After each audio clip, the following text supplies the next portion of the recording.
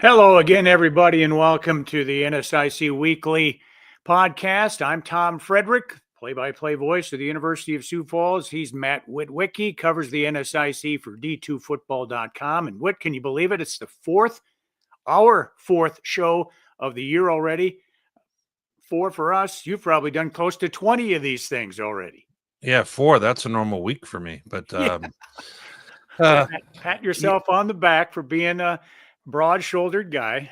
No, this is we're mid-September already now. It feels like we're just a few weeks away from maybe end of the month power rankings that you and I will do, Tom, after we've had about a month of football.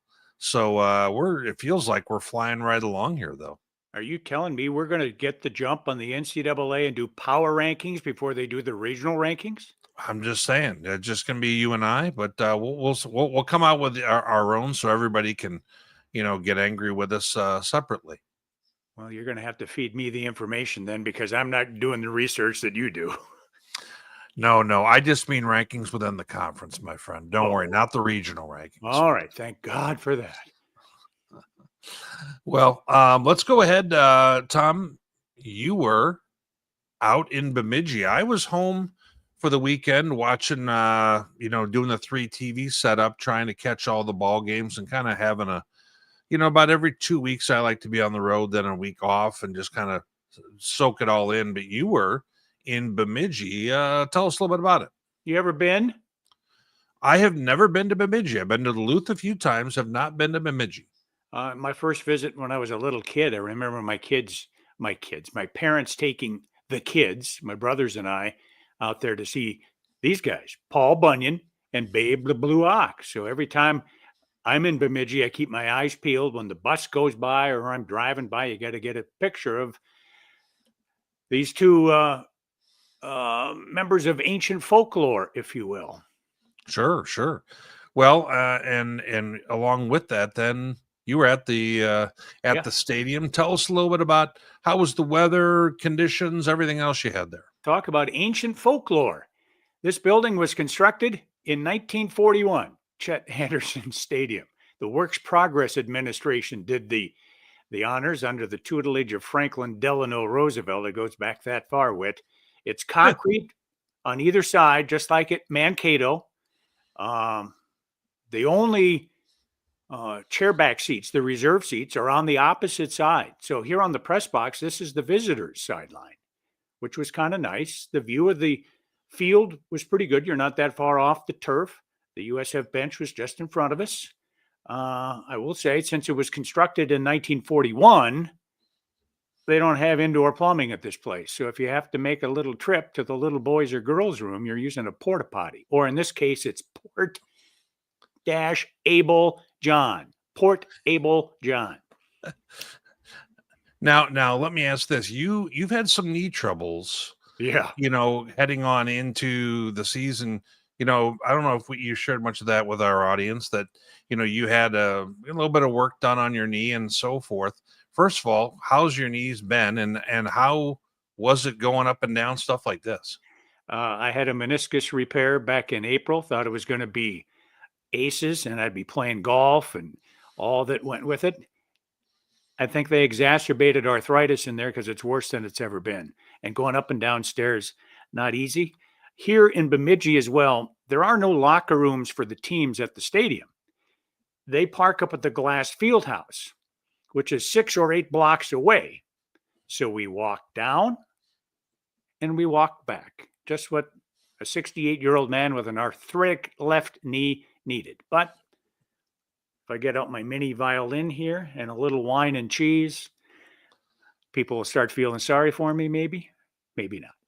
Well, you know what? I saw I saw a video that came across my Twitter of a guy going down some stairs, and I immediately thought of all the different venues you go to in your bad knees. Tom, we're going to play it for a moment. No. We've got a guy up at the top of the stairs here who's unhappy with an umpire call, and he decides that he's going to go ahead and work his way down to the field level. On his way down, though, ooh, I don't know if I've ever seen someone's knees Uh, fold in quite that way. Now, do you feel a little bit better about your own situation? yeah, I got nothing to complain about after watching that. Oh my gosh, I'm not sure if I've ever seen someone where they're going forward, but yet their body moves backwards, and then the knees thing. Oh, that was rough. Yeah, it Um, was tough. well, buddy, let's go ahead and take a look if we could at the NSIC Players of the Week. A real big week in the conference, in my opinion. I'll let you kind of unpack things for us. Yeah, we'll get down to business here from the beautiful downtown Burnsville home offices of the NSIC, the Northern Sun Intercollegiate Conference. Here are the Players of the Week for Saturday, September 13th. Last week, it was his quarterback. This time, it's the wide receiver from Morehead, Brady Perryman on offense. He's a senior out of Cottage Grove, Minnesota. He got 5 balls for 124 yards, 3 touchdowns as the Dragons had their way with Winona State, 45-21. Perryman in his career has had the good fortune of playing with last week's Player of the Week, Jack Strand. So much so, he has scored 31 touchdowns and amassed more than 2,000 yards in receptions. Impressive numbers. And Brady Perryman's got to thank goodness every week that he's got Jack Strand as his quarterback. Now, defensively, Northern State middle linebacker Jake Adams, a junior from Pulaski, Wisconsin, is the selectee. Adams had 16 tackles, including a sack, and he also had an interception as the Wolves won over Wayne State 26-7. In all honesty, Witt, I thought Jake Adams should have been Defensive Player of the Week a week ago when he had 21 stops against Sioux Falls. But nobody asked me, and nobody cares what I think about it. Well, it's just wild, honestly. If you take a look at his weekly numbers, and I mean, we aren't talking about a bad defense where they are on the field 90 plays a game, where you get a ton of chances to make tackles.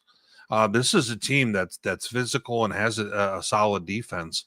And for him to kind of put up those numbers and cover the ground he does is wildly impressive. Yep, number 54, Jake Adams, the junior middle linebacker from Northern State. And the special teams representative, the guy getting the bear hug there on the right, that's UMD freshman kicker Jaden Apgar. He's out of Cary, Illinois. He was 3 for 3 on field goals Saturday at Molosky Stadium. He hit the 25-yard game winner as time expired, and UMD got Minnesota State Mankato for the 3rd successive time. Those are your Players of the Week. Yeah. After looking at our Players of the Week, let's take a quick unveil of our top 25, d2football.com. And there's been a lot of movement, Tom. Once again, this is the 3rd straight week where we have seen a lot of upsets, and I think we had 5 or 6 here again, and it ends up really shuffling things around a bit. So if we go ahead and we kind of unpack a little bit of this, we have UMD who, flies on into our top 25, and after beating the team that we had 3rd, which was Minnesota State Mankato, they come in at 11. Then we have Augustana, who they've passed because frankly they have a bigger win than anything Augie's got at all so far. Augie's at 13, still unbeaten, and at 14 we've got Mankato with 1 loss. So right on that middle line you have 3 teams from the NSIC. Now, interestingly enough, about an hour after our poll came out, the AFCA coaches poll came out, and they didn't have things exactly the same way we did, and we typically don't. They did have Mankato ahead of Duluth, which was a little bit head scratching for me. But then they had Sioux Falls in at 25. Oddly enough, Sioux Falls was our first team out. So they were essentially 26th in ours, and we don't do receive votes and so forth. We just kind of have here's our top 25, and if you're in, you're in. So interesting to see that, the Northern Sun very well represented, in my opinion, Tom, when you take a look at this. Now, is there any teams in the top 10? No, but I mean, there's a conference in D2 that has this many teams in at this point. You've got in that poll at 10, Pitt State, a team that's 1-2. Yes, this is something that's been a topic of discussion on our Sunday evening show. Because of the fact, if we take a look at the board here, Pitt State went to number 1 Ferris State, Yep. hung around in that football game with the top team in the country who blows out most. Then Pitt State lost to number 8 at their place, UCO, Central Oklahoma. Tight game. They missed a field goal at the end. Then they just beat Grand Valley this last weekend, who's 15, who was number 5. So Pitt State has played 1, 8, and 15 on this list, and they have beaten 15, but they lost to the other 2. We think that they, since this is not a standings, but it's a poll, we have them in very high regard for not only how ambitious their schedule was, but the fact that they have, we feel it's kind of held their own. They were a chip shot away from going overtime with UCO. And if we kind of look at this here, the coaches have them at 18. So they also respect what they've done. We just kind of have them a little bit higher up than they do. Now, UCO back in the top 10 after rebounding from a bad loss, right? Yep. Okay. And you didn't have UMD in the poll last week, but they leaped to 11. Well, UCO's bad loss is at number 7 right now. Okay. So UTPB is what looked like a bad loss at first has now changed a little bit in terms of how we see it. Okay. But you're saying Duluth came in from nowhere? Duluth came in from nowhere. We had them right on the cusp of getting in, kind of like we were talking about with Sioux Falls, a week ago, where, Duluth was probably in that 26-27 for us. And them going ahead and not just beating Mankato, but let's be real frank, they outgained them by 100 yards and probably could have had that as they could have won by a few scores. They just didn't get the job done a few times at the goal. It looked like Duluth was clearly the better team, and we think that means something. I'm curious then. This is a theoretical, just asking. Yeah. Just asking. If Sioux Falls beats Duluth this Saturday, will Sioux Falls come in at 11? No, because they wouldn't have beaten. Have beaten an 11, not a 3. So they'd come in somewhere in the teens, you'd think. I would say that would be true. Yeah. Okay, just asking. No, you're bringing up all very good questions, and Tom, we have these questions, this kind of Q&A a little bit about the top 25 on our Sunday night show. Inside D2 football. Now, one of these times I'm going to get you to watch that as well, but you've already got this on your plate, so I understand if you don't want to, my friend. All right. That time is what, 7:00 on Sunday nights? It is Sunday evenings. And it does look, we have a guest that will be joining us, and we've had some tech issues, but we'll have to see here in a moment. Tom, are we ready to go ahead and bring them on in? What do you think? Well, last week worked so well with 3 guys in the booth. We figured we'd give it a shot again this week, but now you're telling me we may have to hang out the please stand by technical difficulties sign. Let's see if it works. His name we'll check. Here's our guy, Swami. Swami, do you have audio? I can hear you guys plain as day. Can you hear me? We can, Ryan Rollick, yes. From Marshall, Minnesota, the voice of the ponies of Southwest Minnesota State University. Welcome, sir. Well, I appreciate you guys joining the show. It feels like it's been over a year or so. Is it me, Witt, or does he look like he's in black and white? Is he like old school? Is he trying to appeal to the old man in me here? Wow. I can see he's come from the Jim Glogowski coaches show School of Lighting right there, where where his face is dark in the shot. But you know what? At this point with our guy Swami, we're going to take whatever we can get because he's value add to the show. And I know that he'll make fun of you just like I will, Tom. All right. Well, Ryan, Southwest Minnesota State on Saturday ended a 12-game losing streak. I bet you that made the semi-long drive home from North Dakota a bit more tolerable than it could have been.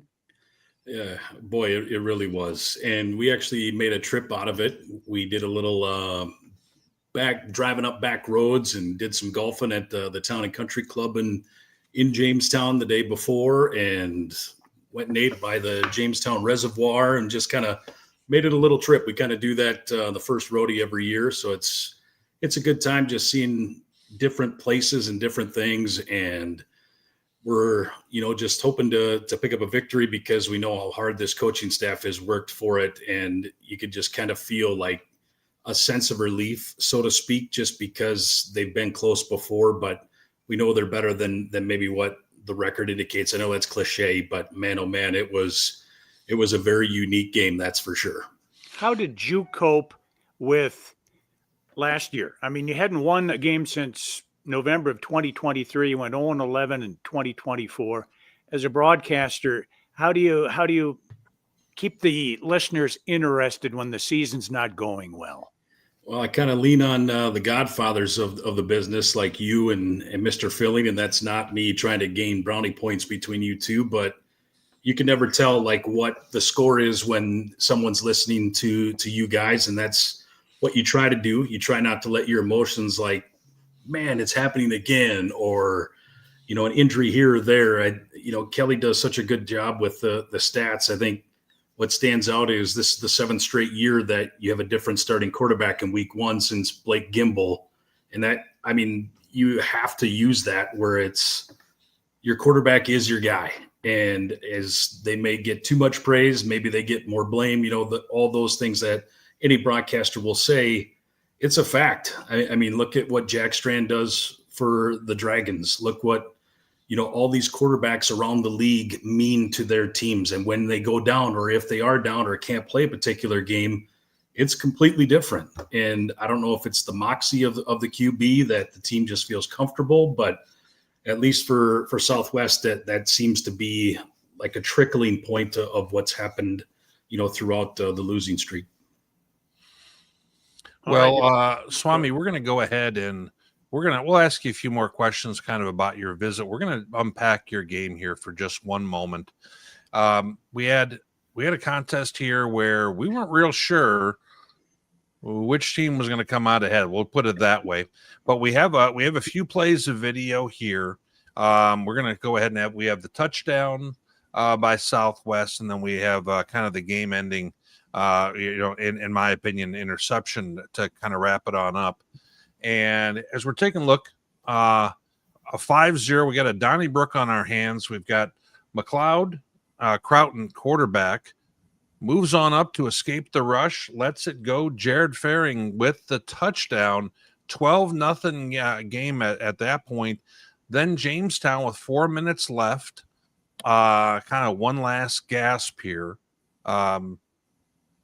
They go back and they let this one fly. Parker Knutson comes up with his second pick of the day, and it ends up being a fun time for the Mustangs. Up in the booth, I mean, what were some of your emotions as coming off of what Tom just mentioned, where he hadn't won a football game in a pretty good long time? Well, I know you showed a couple highlights, but there was a lot to unpack with this. Obviously, the snap over the head of the punter to get it 2-0.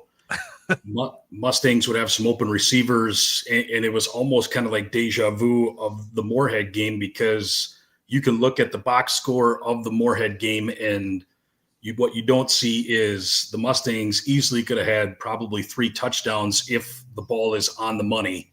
And I know that's, ifs and buts. I'm not taking anything away from Morehead. I mean, they took the Stings to the shed.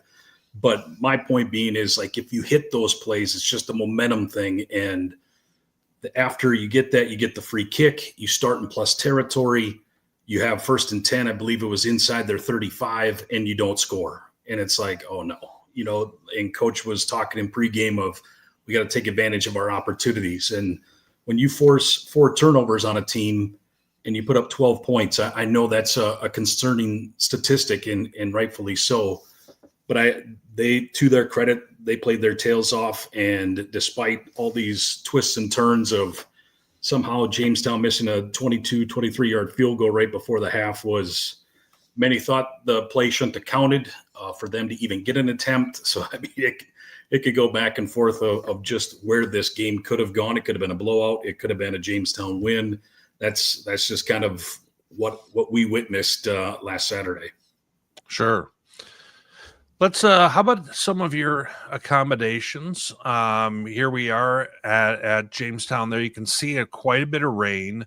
Did it rain kind of throughout the contest or just a little bit at the beginning?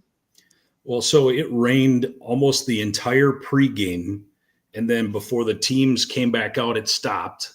And then about midway through the first quarter, it just downpoured and probably stopped a little before halftime. So it wasn't raining when that snap went over the head of the punter, but you could see it affected a few things in that latter part of the first half. But then after that, it was just kind of a foggy condition or overcast type conditions, and turned into be what many expected the day to be, was just a little overcast, good temps, and a good day to watch some college football. But it was definitely unique in the first part of the game. Southwest was the first NSIC team to visit Jamestown since the Jimmies were admitted to the league. How'd you find the stadium, the booth, the field, everything, the venue? Well, Tom, I know you don't like to drive yourself, but if you do drive yourself to Jamestown, you were talking about your knees, or Witt was giving you some jazz about your knees. You are literally 5 steps, if you park by the gate, 5 steps into the press box. So that's kind of right up your alley.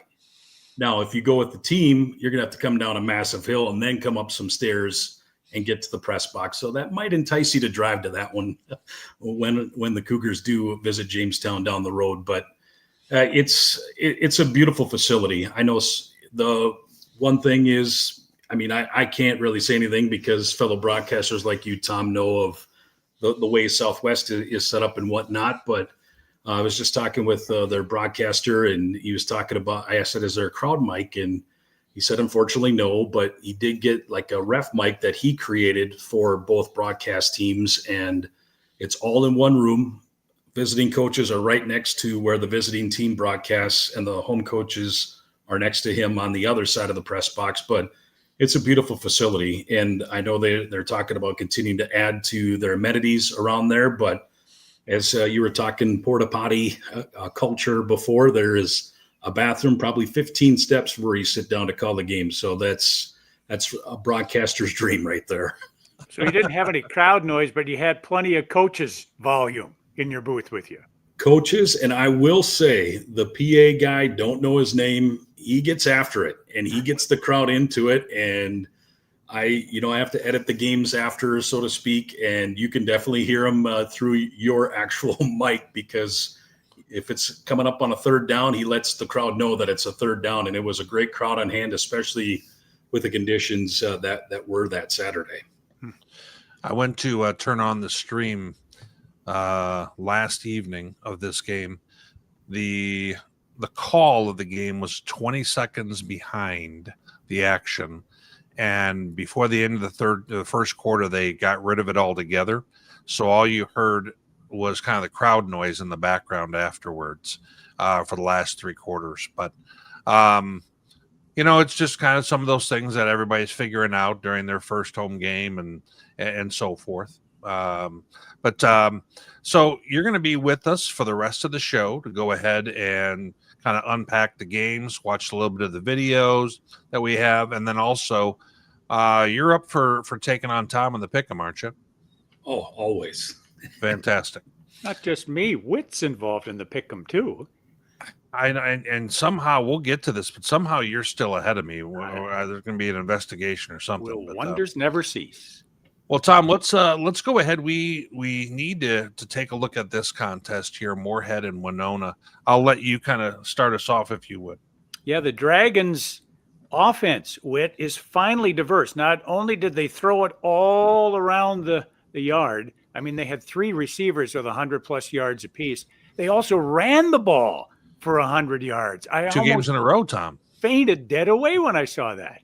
See, they're trolling you, I think, but so let's see a little bit. Coach Lockway talks a little bit about this, and we've got some highlights to boot. At home, with the win, we haven't beat this team very much in the last decade, and so we knew a good football team. really proud how our guys came out. We talked about having a great start, had a really good start, and then I think finishing the job down the stretch. This is a good football team. I think the score's a lot closer than it played out to be, but a good game for the Dragons. We got a chance to get some of the receivers kind of isolated in some matchups that we liked. Felt like we had them early and just missed. We were close, and then finally kind of got it rolling. And the running game getting going in the second half helped take some pressure off, actually opened up some windows, gave us a couple easier throws. Well, I think there's a lot of great chemistry on these guys.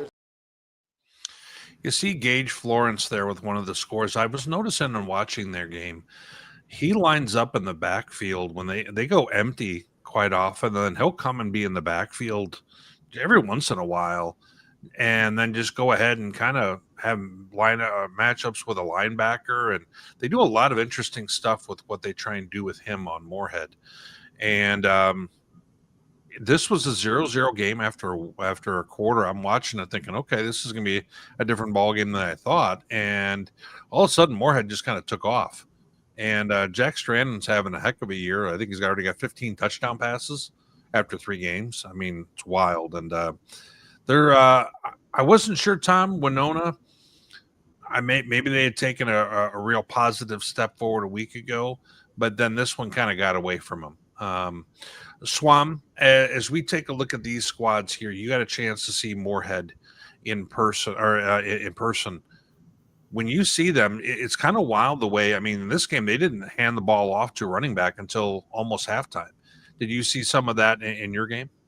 Well, it's almost like they set the tone. And, just talking with the coaches is, yes, they may not hand the ball off to a running back, but their quick passes, they consider those runs. And they're not wrong, just the way that they play. And, the Mustangs did a good job against Gage Florence, but Brady Perriman just ate him alive. And their young tight end also got a couple touchdowns that day, just kind of sneaking him out, expecting like max protect, and then he leaks out. And it was a great game plan by them. But I think, as you guys well know with Jack, he doesn't care if he throws an interception. He's going to try and fit it in tight windows, and that's what makes him so dangerous. And he took a couple licks, but I don't know. There's a chip on their shoulder this year, knowing that for a lot of these guys, it's kind of their last ride at Division II, and they're playing with some serious purpose right now.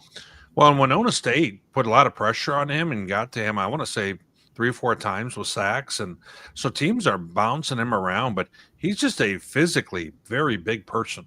And he ran the ball 10 plus times in this game, Tom. So they're not trolling us, but I think they're kind of hearing us a little bit. And every once in a while when they get a lead, they say, let's go ahead and have fun. Let's run the ball a little bit. All righty. Moving right along. In the game I covered, Cam Dean led a very balanced Sioux Falls offense here. 7 different guys scored. One of them was on a kickoff return. And the defense did allow a couple of big plays, but this one was over, just not done yet, third quarter. Yeah, let's roll some. We got a little bit of video here. And opening kick, Adonis Hutchinson takes that, and he gets a bit of a lane to the right side here, and he goes through untouched. The only guy who touches him is Hank Brown, his teammate, towards the end of the run. But this was Sioux Falls gets off to a huge start in a game where it felt like Bemidji really was the team who had to get off to a good start, given how the last few contests have gone. And you go ahead and you see Cam Dean here on the quick shot right on over. Cam was very quick with that in the run. He hits Isaiah Manuel. And then in this case here, Cam goes back to pass. He gets an open lane, and you just can't give him that. He runs too well. And I think that he's done a nice job of not forcing the run a lot for the Cougars. They've really become a lot more multiple, I think. And you see them here fake the run to the right and then misdirection back to the left to Dalton Wood. They're doing a lot of good things offensively, USF is right now. They're not playing lights out defense, but they're playing solid defense. Notice Caden Bolte for Bemidji, their leading tackler yet again. He's a guy who really stands tall for them. But I thought, Tom, in watching this game, Bemidji was struggling to really establish something with that offense and, kind of keep a drive going.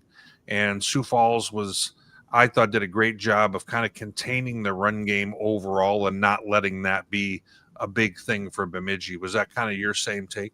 Antonio Brown burned them for a 59-yard touchdown run. Other than that, they kept it in check. Last week's NSIC Jeopardy, the question was, who leads the league in rushing? It was Connor Carver, the quarterback for Bemidji. Yes. 219 yards. I think you take a look at what he's got now, it's like 190. He only ran 3 times. Well, one time the ball was snapped over his head for a 30-yard loss. Right. But And I don't even think him running was part of the game plan for whatever reason. It's actually most of their game plan right now, and they're going to need to figure out a way to get past that. Swami, it kind of feels odd talking about Bemidji in this way, 0-3, and losing like this at home, doesn't it?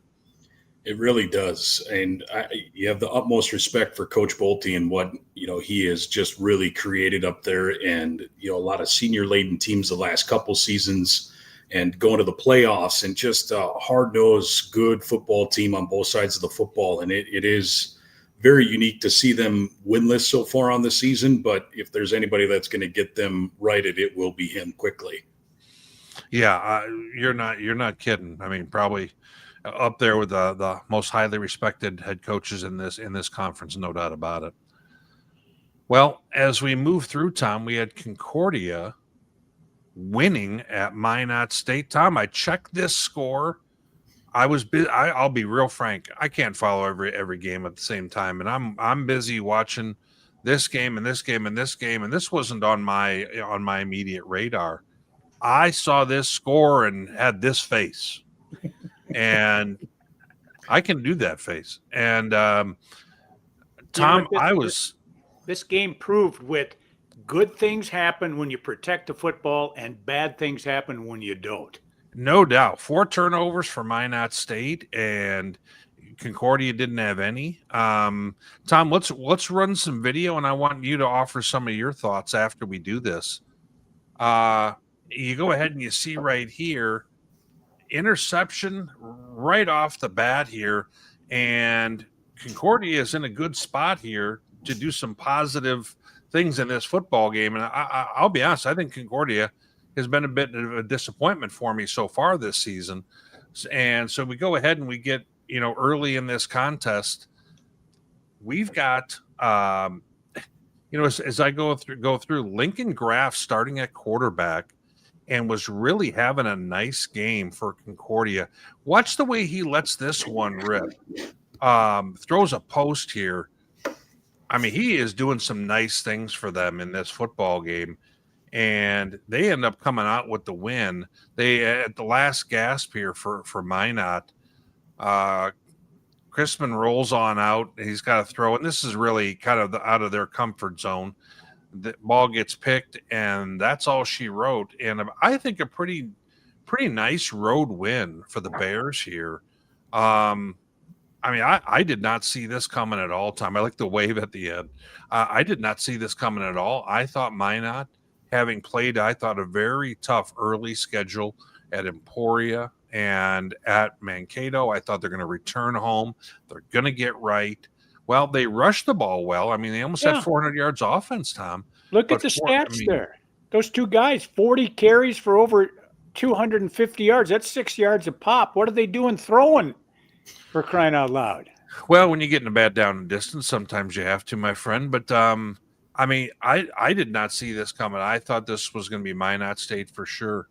Tom, were you that surprised by it or not quite so much? Yeah, Concordia earned my respect going up there getting the win because Sioux Falls went up there last year and lost. So I know how difficult it is to play just shy of the Canadian border. Way to go, Bears. Swami, what you had a chance here going through the scores after your own ball game. This one catch you a little bit by surprise? Absolutely. Especially, I believe Minot played, the Mavericks pretty tight the week before. And, 13-10 in the third. Right. So, it's like, the way that they have their offense, the way they suck the whole game time to limit your possessions, it may not be standard by this day and age with how college football is played, but if it works for them, it works for them. They had a great year last year. And I bring up this stat because I know Tom likes obscure stats. And I give a shout out to Andy Thurston from Augie. The last time the Augustana, the Mustangs, and Concordia St. Paul won on the same Saturday was 2018. Wow. He's like 6. He's got too much time on his hands if he comes up with that. That's what we said, too. Yeah. Well, I wanted to give kudos out to Lincoln Graff, who had a monster day for Concordia. I believe his first start, if I'm not mistaken. And then Troy Ellison doesn't get a lot of headlines, but 4 grabs, 139 yards, and a score at the end there. Big day for them and for Coach Currier for them to notch their first win at a place that I don't think is an easy place to play as well. Hey, Ryan, are you close to a light switch? You might want to turn one on. You're getting a little dark. All right, just for you, I will. I don't have a ring light here, but if you got an overhead light, I know Witt would like that. Just for Tom, posterity. Yeah. Tom, Augustana, UMary, talk about things we didn't necessarily expect. What were your thoughts here, buddy? I'd say Marauders, they were hanging their head at the end of the day. They had to be consoled by family and friends after letting this one slip away. Up 17-0, up 20-6 late. For the second time in 3 weeks, Augie goes nearly the length of the field and scores in the final seconds to win. You got to tip the hat to the defending league champs, but man, they didn't look good doing it. Yeah, I flipped this game on, and it was 17-zip UMary before half, and I literally thought maybe the score graphic was wrong. Then I looked on my phone, saw the stats and everything, and they totally backed it up that the Marauders were rolling, and I thought, wow, okay. With a few different quarterbacks going, guys that weren't guys that I knew about. And then I was thinking, okay, what's happening here? And I tuned in. I eventually kind of got in with this game third quarter. And here's one of the first plays I saw.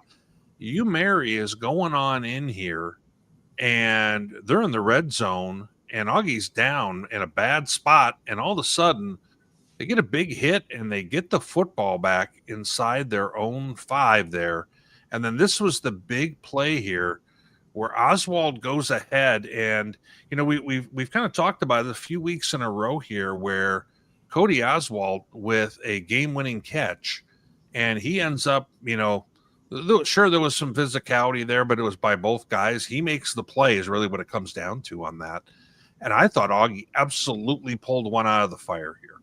I honestly thought that this game was over, and I thought, okay, this is going to kind of shake things up, and maybe it made me kind of wonder, do I really know who Augie is? Do I know who Mary is? Swam, what were your thoughts? I was thinking, boy, the Mustangs are going to have their work cut out for them, because they host the Marauders this Saturday, and I was putting my 2 deeps together, and 4 different quarterbacks have already played for the Marauders, and I'm like, right. Holy cow. So it's like you really have to pay attention as you're trying to set the stage for each play, because you don't know which guy's going to be in there on a particular time. But we were watching, I was driving, but a couple other people that were with us were watching the ending, and they couldn't believe what was happening. And that's just a credit to Augustana, who has a flair for the dramatic this season so far.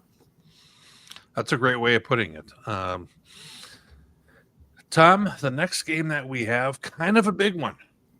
Yeah, we mentioned this one back in the Player of the Week section because of Jaden Apgar winning it at the buzzer with a 25-yard field goal. But I would say that the Bulldogs have the Mavericks number. Yeah, and we're probably going to catch a little bit of grief from fans, but you know what? Now that it's been 3 times in a row, it kind of feels like Duluth is the kryptonite for the Mavericks. This game was closer than the last few have been, frankly. And if you guys take a look at the yardage count, I mean, this was a game where Duluth was moving the ball up and down the field, just wasn't cashing in at times. We're going to take a look at some of the video here we've got from Duluth, and 3-0 Duluth early. And in the second quarter, Grant Guyette gets all the way down near the goal, and the Mavs have a chance here to be up at halftime. and we go ahead and we see that they score right before half, and we're now here looking at the Mavs trying to go ahead and get a little bit more right before halftime, and probably a little greedy on this one. Ends up being an interception for Duluth, and Duluth seemingly is in business here, and looked like that one might have been a bit of a knee chopper. And you see, you go ahead and see Wall Jasper, not just a running threat. They're getting yards in the passing game, and they're right here at the goal. He kind of lets this one float a little bit on him, and all of a sudden the Mavericks get out of trouble. This is kind of some of those moments I was referring to where UMD didn't cash in when they had chances. Well, we haven't seen Wall Jasper run yet. Here he goes. He's not going to run someone over. He's just going to jump over a defender at this point. Jeez, you never know what you're going to have with him. But then they had to settle for a field goal. And Tom, it's a 7-6 ball game here. And as we're looking now, they go ahead and Jacob Eggert comes in after, a few shots there to Wall Jasper, and he scores and gets a 2-pointer. It's a 14-7 game. Mavericks are in a little bit of trouble early fourth quarter. Defenders run into each other, and they let Trayshawn Watson get behind him for a score. And now we're at a 14-all ball game. Duluth's got the ball with 2 minutes left, Tom. They're at midfield driving right now. And Luke Deneke with the catch at the midfield, and he makes a whole heck of a lot more out of it. This guy has really come on for the Mavs. He gets all the way inside of the 30 here and sets up the field goal that you were talking about. And they storm the field. Huge win for Duluth.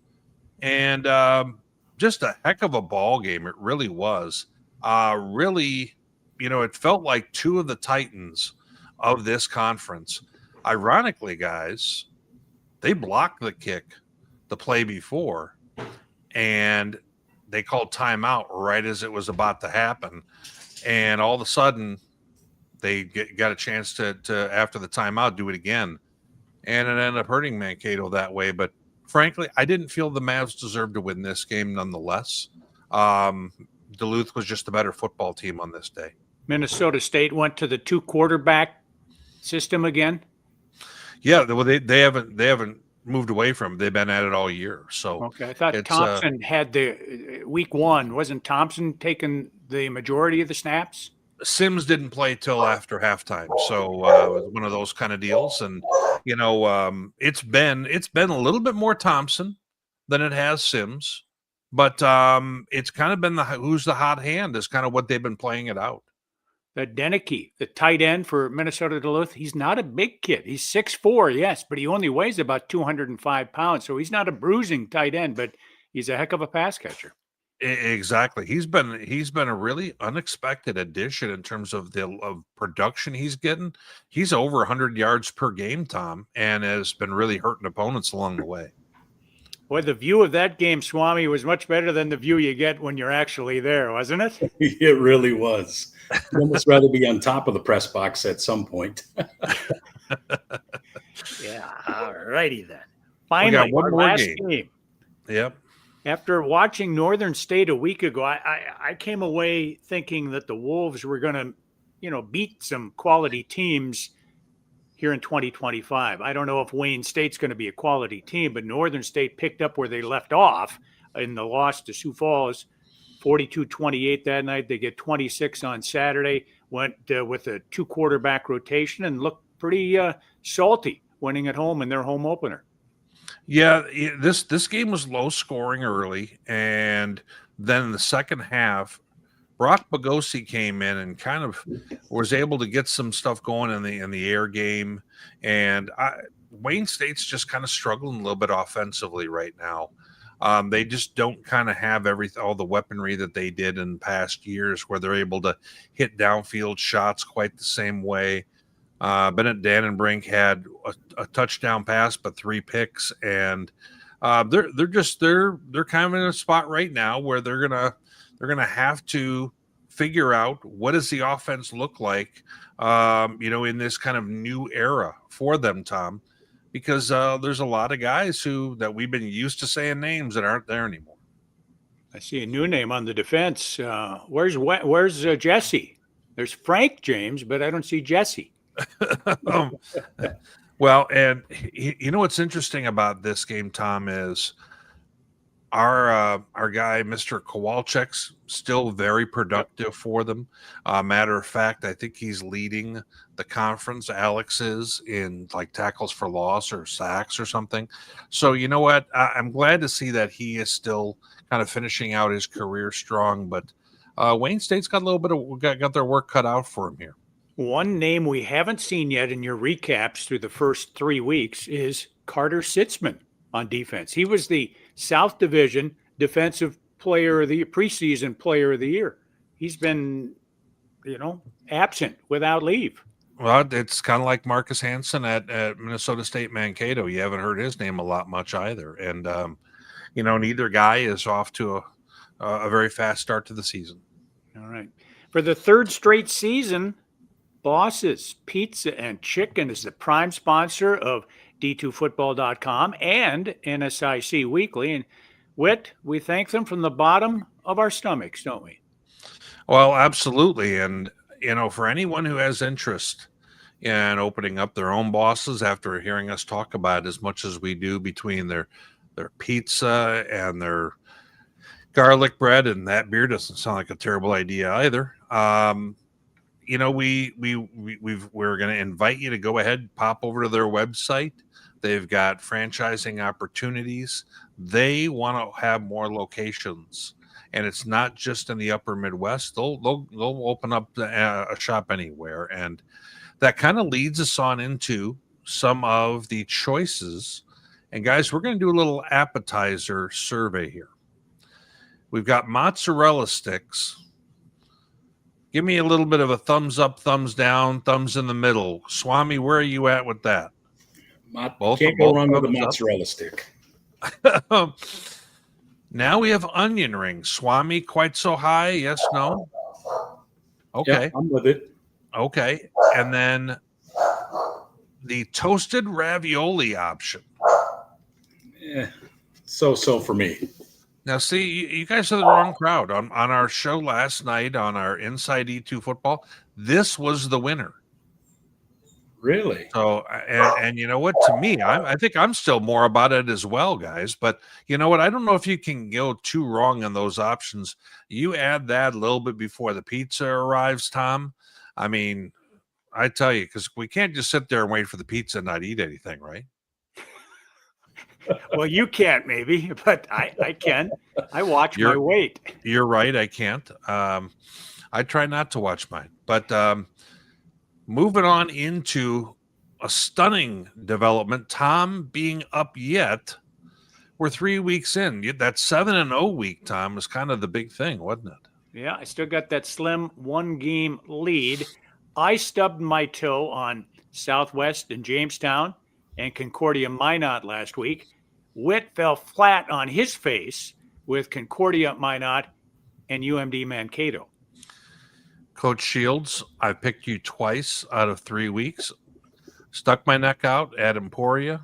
Just taking notes of all this. All right, let's go on to the contest for this coming weekend, shall we? And Ryan, you're going to pipe in here with your picks as well. Okay. September 20th, it's 1-2, Wayne State College, traveling for the second straight week, visiting 3-0, Minnesota State University, Morehead. I love that Dragons logo, that fire-breathing dragon. I fully expect, guys, here's my thoughts on this one, more eye-popping numbers for the Dragons offense this weekend as they go to 4-0. Swami, what do you got? I think it's hard to bet against him, just seeing him live I mean, we've all watched Jack play so many games, but something that may be overlooked right now is their defense too is playing with some swagger this year. Maybe had that rough start in Michigan to get things started, but then since then they've really shut down and created some havoc on the defensive side too. So I'm gonna go with the Dragons here. I have a hard time feeling like Wayne can hang around and trade punches with Strand and company especially on the road. I like Morehead myself. All right. 2-1 Minnesota State. Mankato is at 0-2 Jamestown. It's a get well game for the Mavericks, convincingly. Agree, fellas? I would agree. Jamestown's still acclimating into the Division II. That's not an excuse. It's a fact. They're just talking with some of their staff members and asking why the Jimmies have more players than the Mustangs. And I had to explain to them that in Division II, you're limited to how many guys can travel for road games and such. But they're good fans. They're great for the conference. Unfortunately, this is going to be a true baptism to the league with how good the Mavs are. Yeah, that's a tough one. They're going to be there on the grass at Blake, and this is just going to be a different experience for them. I wish the Jimmies the best, but this is that game where being undersized will really come back at you, considering how big the Mavs are physically and the way that they kind of physically impose themselves. By the way, we've got somebody in our comments here, Andrew Thurston, mentioning 3 goats in one episode. I don't know about all that, but Jeff Papis is watching the show right now, wondering why he didn't get this treatment. But I want to correct you, Witt. You said this is on the grass at the Blake. No, this is. Oh, you know what? I'm sorry. You're right. I got caught up in the comments, Tom. But let's move on over to our next game. They can play that game wherever they like, and the outcome, I think, might be the same. But this is a big one. Duluth at Sioux Falls. Tom, help me out. Last year, Sioux Falls wins a very close game, but no Kyle Waljasper, correct? Correct. Okay. Jacob Eggert was at quarterback last year. Swami, we're starting off with you. Duluth, we just saw we have them as the highest ranked Northern Sun team in our top 25. Do you feel that is right? And do you think that they come into Sioux Falls and get this one? It's hard to bet against Coach Weesey and what they've done at Duluth. I don't know. I think I'm just going to pick USF because Tom always picks against Southwest. So I'm going to return the favor and go with him for his team. Cause I don't know what he's going to go with, but I think the Cougars defend Bob Young Field this weekend. Well, last night we picked this on the national show that we do, Inside D2 Football. And I want to say 3 guys out of 5 had Duluth and 2 had Sioux Falls. I think it was Chuck and I. I'm taking Sioux Falls in this one. I just feel like their offense is clicking in such a way that it's really going to be hard to stop. I think they're going to have some answers from some of the pressures that Duluth is going to bring in terms of what they can do in the screen games and with Cam Dean's wheels. Maybe I'm overly trusting and all that. We'll see. I do have a concern about the Sioux Falls defense. I think that this game could get higher scoring, but I have Sioux Falls winning at home. Tom, how do you see it? Well, the Bulldogs have allowed just 28 points all year. Sioux Falls scored twice that last week at Bemidji, and they're averaging 41. Like you, Witt, I do have concerns about the defense. They've allowed some big plays through 3 weeks, and getting Waljasper to the ground is going to be a problem. I went and consulted those preseason picks I made, as you wanted me to, before the first podcast. It said Sioux Falls is going to win it. I'm sticking with it. Fair enough. By the way, speaking of people making a showing here, our guy Tukes in the comments. Tukes, every time I see him, when am I going to be on the show? Don't beg. But we've got Tukes is going to give me a hard time for that comment now. Tukes, don't stay up late waiting for me to show up at Gypsy Days. I might not be at that contest. And we also have had another comment I was going to show up in here as well. I missed it. Maybe we'll come back to it later. I know. Dan Brookins that we have, who he and I ran into each other over at the opener with Northwest and Mankato. Dan, thanks for tuning on in.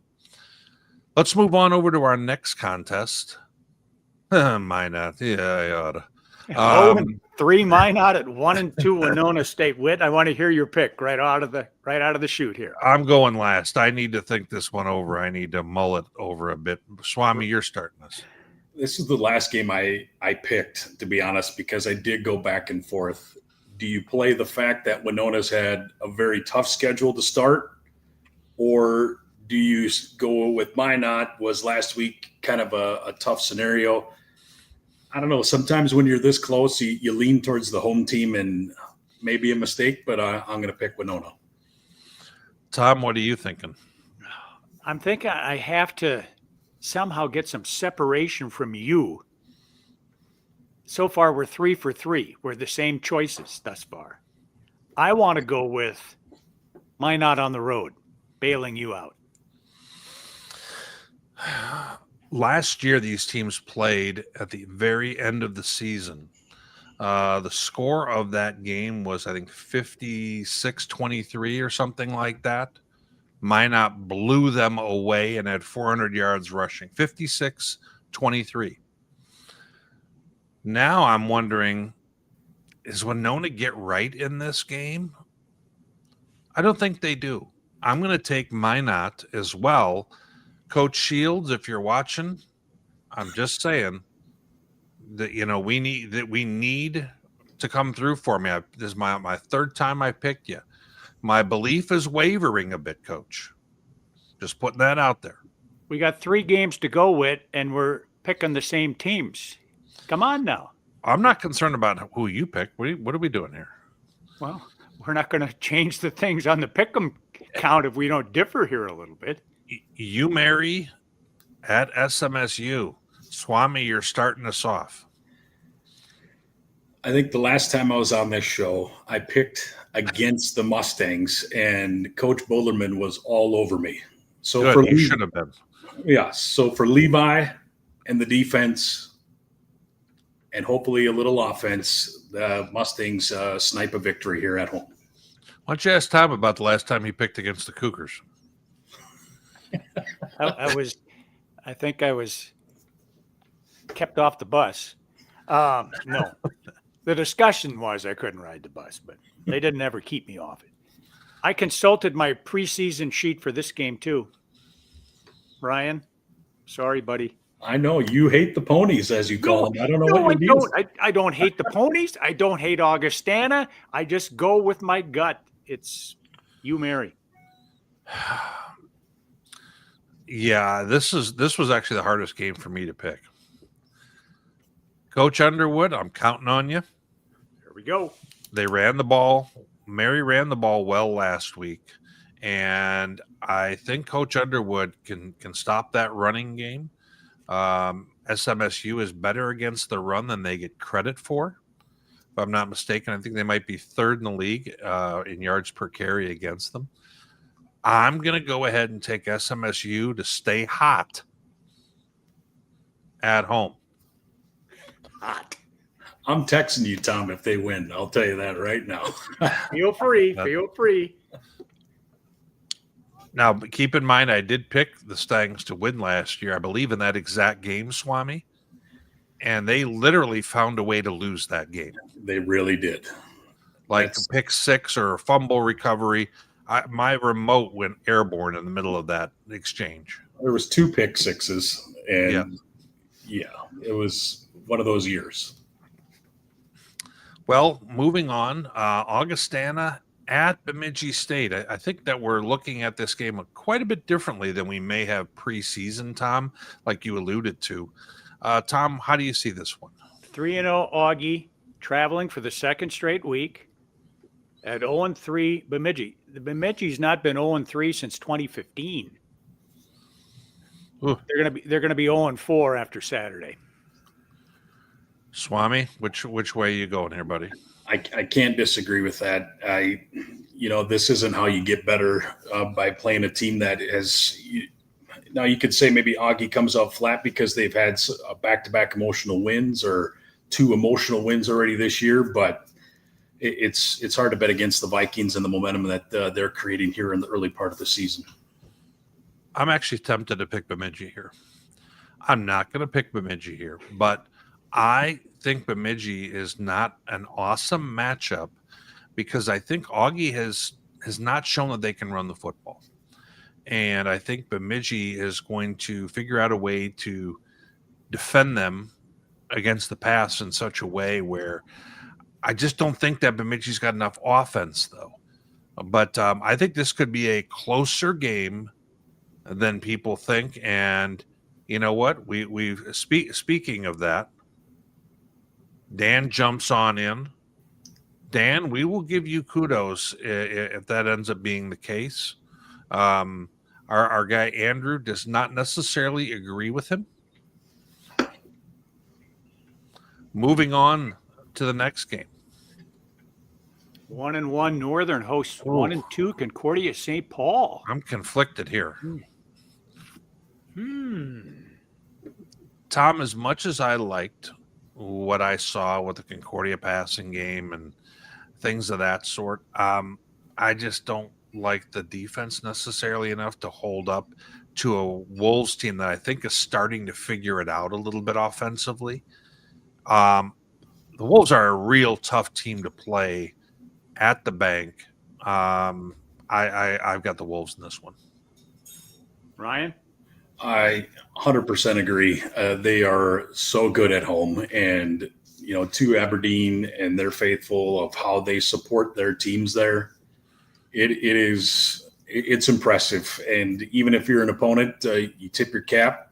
They put on a good atmosphere, and Dakota Bank will be rocking again. And I think the Wolves will score with a 2-touchdown win.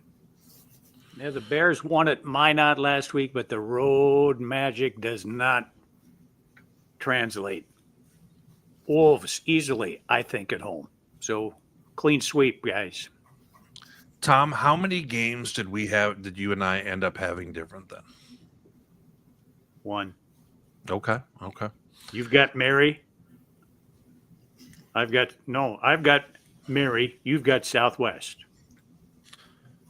So I have all my eggs in the Southwest basket here to change the momentum. That's what we're saying. Yep. Swami, put the word out there. But Witt will be very upset if they don't come with their A effort. Yes, they will be catching my wrath on air. But I want to put out a quick reminder. If you have not gone to our YouTube page, our Twitter, by the way, our Twitter handle and Twitter page has got a ton of followers, 40,000, whatever it is. Our YouTube page is like 2,500. How do you find that page? Yeah, you go to YouTube is what you do. But you put in d2football.com and your own specific page comes up? Just type in D2 football and it will come up for you, Tom. I know that YouTube is a newer technology for you, but it's feel like I'm explaining to my mother how to use the cable guide.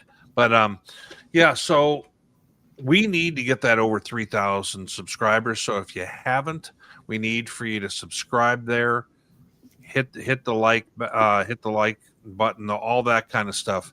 Tom, I know this is new to you. We'll walk through that later. We'll do a little tutorial. Yeah, if I have to subscribe to yours, I got to subscribe to Berger's Coachcast then too. So yes, cross promotion that has absolutely nothing to do with our show. But so Tom, while I didn't load up the graphic for you and everything else, we do have something yet for our show, and let's go ahead and kind of unpack a little bit of that.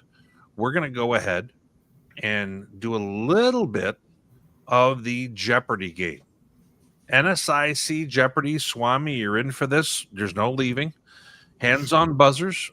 Tom, I'll actually let you go first, Tom.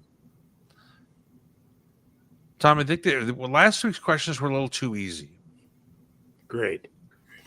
Tom's a wizard, though. This isn't fair. No, he's going to go so deep into the team stats category. Did you see Tom? Tom's got the samurai haircut today. Tom, turn your head a little bit. Got the samurai thing going.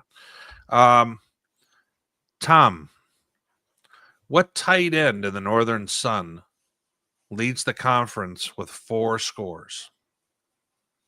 The young man from UMD, Denicky. He a little way through the young man out there. Yeah, you like that phrase. He has 2 scores. The answer is mistaken. Swam coming in for a steal. I like it, Swam. It's Luke Bodine from Mary. I just did their 2 deep, so that's kind of cheating. But Swami, who is leading the NSIC in interceptions? Come on! Mustang's own Parker Knutson. Tom, Spoon feed the guy. Complaining is going to get you nowhere, Tom. Spoon feed him. Tom, you know what? This is a fair game. What are we doing here? You better mute yourself there. Okay, Tom, I'm going to give you a chance to get back on the board here, okay? Listen to this one now, Ryan. Listen to this question. Tom, what team See? What team's defense See? yields the smallest amount of yards per carry in the rushing game? Who's got the best rush defense, yards per carry in the conference? This shouldn't be that hard, right? Shouldn't. Although I didn't look at the stats, and it's not. Let's just go with the University of Mary. Nope.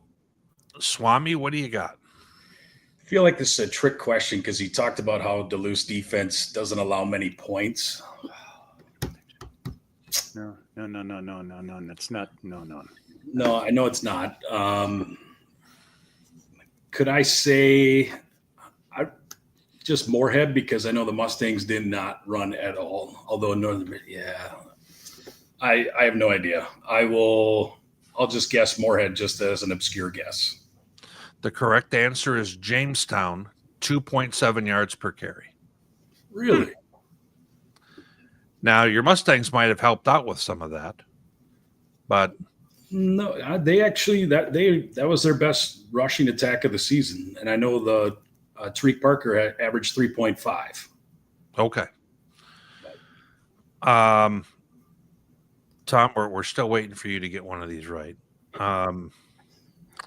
How about who has the top offense after 3 games played by almost every team?